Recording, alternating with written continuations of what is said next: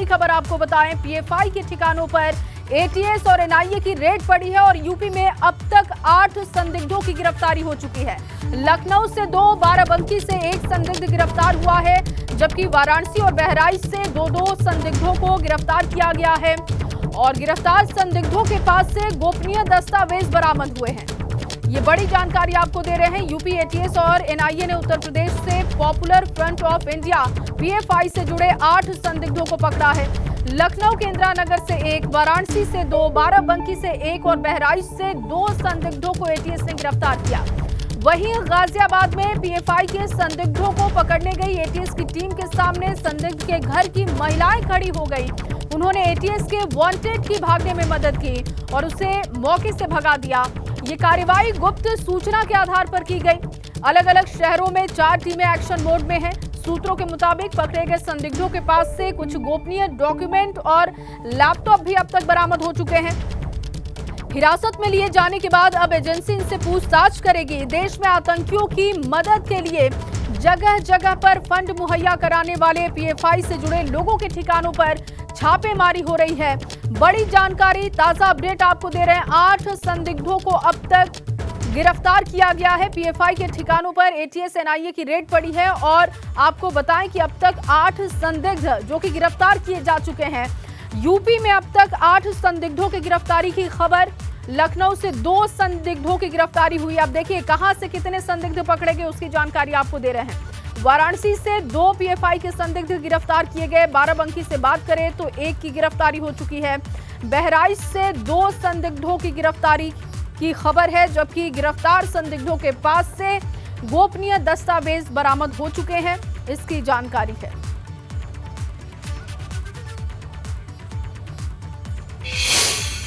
तो 8 संदिग्धों की अब तक गिरफ्तारी हो चुकी है। ग्राउंड पर और क्या इस वक्त चल रहा है बताने के लिए लखनऊ से ब्यूरो चीफ वीरेश पांडे जी हमारे साथ जुड़ चुके हैं और वाराणसी से नीतीश पांडे भी जुड़ चुके हैं। वीरेश जी, सबसे पहले आपका रुख करूंगी।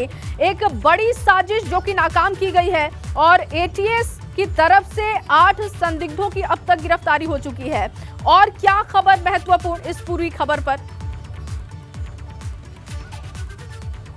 देखिए, महत्वपूर्ण बात यह है कि अगर हम लखनऊ की बात करें तो एनआईए ने एटीएस के सहयोग से छापेमारी की और ये वसीम उर्फ बबलू का घर है। यहाँ से 2 लोगों को हिरासत में लिया गया है और खबर ये आ रही है कि लौकुश नगर से भी एक शख्स को हिरासत में लिया गया है और साथ ही साथ मदेगंज, लखनऊ का एक इलाका है मदेगंज, वहाँ से भी एक शख्स को हिरासत में लिया गया। यानी लखनऊ से 4 लोगों के हिरासत में लिए जाने की खबर है। और इस घर से, यानी ये मीना मार्केट का इंदिरा नगर का ये जो घर है ए ब्लॉक में पड़ता है और यहां से वसीम उर्फ बबलू को हिरासत में लिया गया है। महत्वपूर्ण बात यह है कि बबलू को पहले भी पुलिस ने गिरफ्तार किया था, बाद में वो जमानत पर रिहा हो गया। और सबसे खास बात यह है कि सीए एनआरसी का जो आंदोलन हुआ था, हम कह सकते हैं कि जो दंगा हुआ था सीए एनआरसी में, हजरतगंज में उस दंगाई भीड़ का नेतृत्व कर रहा था वसीम उर्फ बबलू। और उस वक्त भी सीए एनआरसी में पोस्टर जो योगी आदित्यनाथ की सरकार ने लगाया था, लखनऊ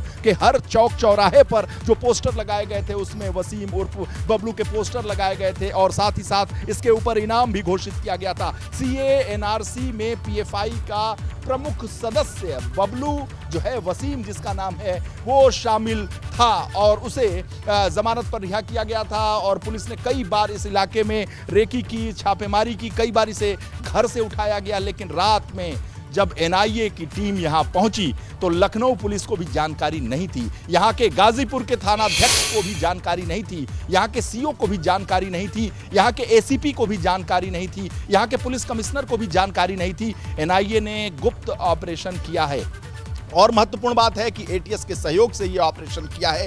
एनआईए के लोग 3:30 बजे, जी हाँ 3:30 बजे यहाँ पर पहुँच गए और 3:30 बजे से लेकर 8:45 तक इस घर की छानबीन की गई, वसीम से पूछताछ की गई, दूसरे शख्स जिसका नाम अभी खुलासा नहीं हो पाया है उससे भी पूछताछ की गई, हिरासत में लिया गया। लगभग 2 बोरी, जो चश्मदीद हैं यहाँ पर कहना है कि 2 बोरी कागजात इस घर से इकट्ठा किया गया है। विस्फोटक भी इकट्ठा किए गए हैं, 3 लैपटॉप इकट्ठा किए गए हैं, साथ ही साथ कुछ दस्तावेज ऐसे हैं जिसमें यूपी विधानसभा के मैप भी हैं और इसके अलावा चारबाग रेलवे स्टेशन लखनऊ का है, उसका भी मैप है, चौधरी चरण सिंह एयरपोर्ट उसका भी मैप है, साथ ही साथ लैपटॉप में बहुत सारी जो भारत विरोधी गतिविधियों में शामिल राष्ट्र हैं उनसे संपर्क के कुछ साक्ष्य बताए जाते हैं। इसके अलावा जो एनआईए की टीम है, एनआईए की team 2 Innova, 2 Scorpio, 2 Swift Dzire में और साथ ही जो उनके अधिकारी थे एनआईए के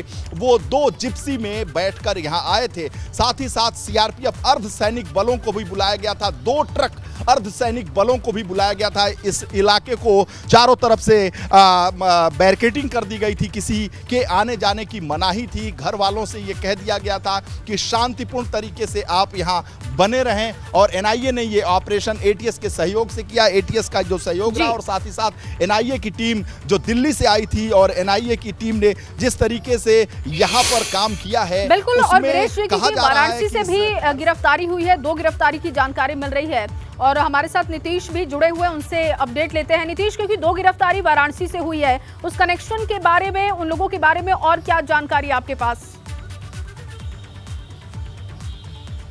जया, अगर जानकारी की बात करें तो 2 लोगों को आदमपुर और जैतपुरा क्षेत्र से गिरफ्तार किया गया है और एटीएस की टीम बनारस पहुंची। बनारस पहुंच के बेहद गुप्त तरीके से ये जो ऑपरेशन था बेहद गुप्त तरीके से चलाया गया और यहां पर एटीएस की टीम पहुंचती है, उन दोनों के घरों पर पहुंचती है। घरों पर पहुंचने के साथ साथ जरूरी दस्तावेज भी लेकर गई है। जो एटीएस की टीम है वो जरूरी दस्तावेज जिसमें लैपटॉप, मोबाइल और इसके साथ ही कुछ ऐसे कागजात हैं जिनको संदिग्ध बताया जा रहा है और यहां से दोनों को लेकर एटीएस की टीम लखनऊ के लिए रवाना हो गई है। आधे रास्ते से ज़्यादा पहुंच भी चुकी है और ये कहा जा रहा है कि लखनऊ पहुंचकर इनके बारे में क्या क्या इनसे जानकारी जुटाई गई है और क्या क्या इनके पास मिला है, ये सारी चीज़ें खोली जाएंगी, इन सारी चीज़ों का खुलासा हो सकेगा। लेकिन अभी का आपको अपडेट बता दूं कि 2 थाना क्षेत्र, आदमपुर और जैतपुरा थाना क्षेत्र से 2 की गिरफ्तारी हुई है और ये ऑपरेशन यहां पर चलाया गया है। इसके साथ ही आपको बता दूं कि जिस वक्त एनआरसी का विरोध चल रहा था उस वक्त 35 से ज़्यादा लोगों की लिस्ट बनाई गई है जो कि पीएफआई से जुड़े हुए हैं, तो उनके बारे में भी जानकारी इकट्ठा की जा रही है कि आखिर वो कौन लोग हैं और उनके भी संबंध कहीं कोई ऐसी देश विरोधी गतिविधियां हैं उनसे तो नहीं है। तो दस्तावेजों को जो 2 लोग गिरफ्तार किए गए हैं उनके पास से जो दस्तावेज हैं उनको तो खंगाला जा ही रहा है, लेकिन जिस लिस्ट में पीएफआई के जिस लिस्ट में लोगों का नाम शामिल है उनके बारे में भी जानकारी हासिल की जा रही है। जी जया। बिल्कुल अविनाश, और अविनाश भी हमारे साथ जुड़े हुए नीतीश, क्योंकि अब सबसे पहले जो खबर है वो यही है कि इनका कनेक्शन पूरा क्या है, क्योंकि पीएफआई के ठिकानों पर ये सबसे बड़ी रेड हम कह सकते हैं। अविनाश, क्या जानकारी, क्योंकि सबसे बड़ी ये रेड है, 8 संदिग्ध अब तक गिरफ्तार हो चुके हैं। लखनऊ से 2, बाराबंकी से 1 संदिग्ध गिरफ्तार हुए हैं। अविनाश, मैं लौटती हूँ आपके पास।